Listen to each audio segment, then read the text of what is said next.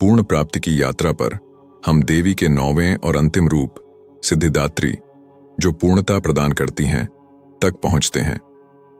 नवरात्रि के प्रत्येक दिन का एक महत्वपूर्ण महत्व है, लेकिन 9वां दिन सबसे प्रमुख है क्योंकि यह दुर्गा पूजा का अंतिम और समापन दिन है। सिद्धि का अर्थ है सिद्धि, पूर्णता, पूर्ण प्राप्ति और सफलता। इसका संबंध किसी के लक्ष्य को सफलतापूर्वक प्राप्त करने से है।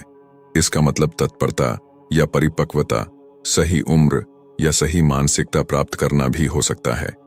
लेकिन आध्यात्मिकता के संदर्भ में सिद्धि को अलौकिक शक्तियों, मानसिक शक्तियों और अंतर्ज्ञान जैसी असामान्य क्षमताओं की प्राप्ति कहा जाता है, जो अक्सर 8 अलौकिक शक्तियों से जुड़ी होती हैं, लेकिन उन तक सीमित नहीं होती हैं।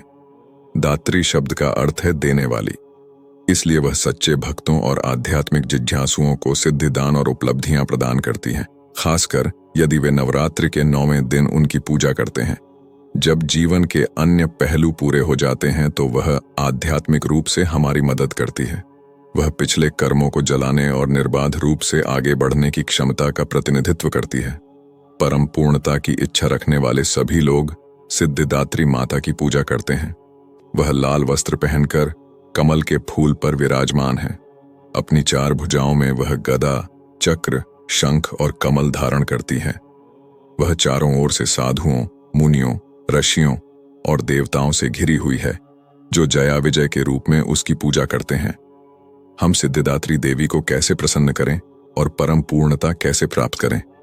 यह 9 चरणों वाले मार्ग का विधि पूर्वक अनुसरण करके किया जाता है, चरण दर चरण। एक भी कदम छोड़ने का कोई रास्ता नहीं है और हर कोई अपनी स्वाभाविक गति से आगे बढ़ता है। प्रक्रिया को तेज करने के लिए अभी शुरू करें। धर्म अपनी पूर्णता का आदर्श में रहने के लिए प्रेरित हों, अपनी साधना बढ़ाएं और तपस्या करें। जैसे जैसे आपकी पवित्रता बढ़ेगी, आप देवी दुर्गा के प्रचुर आशीर्वाद के प्रति अधिक ग्रहणशील हो जाएंगे। सबसे बढ़कर विश्वास रखें कि सही समय आने पर फल आपके पास आएगा।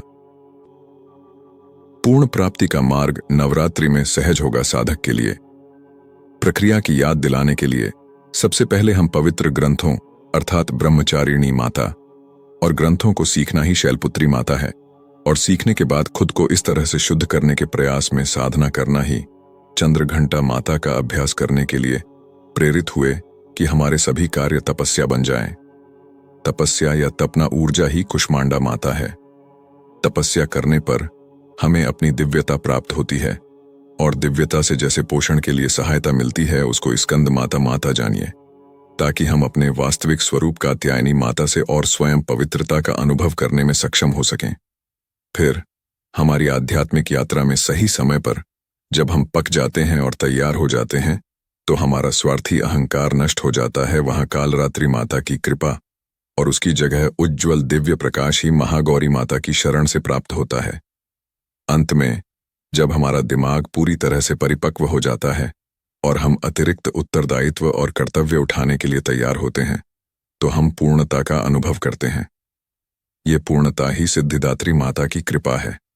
माता सिद्धिदात्री का मंत्र: ओम देवी सिद्धिदात्रिये नमः।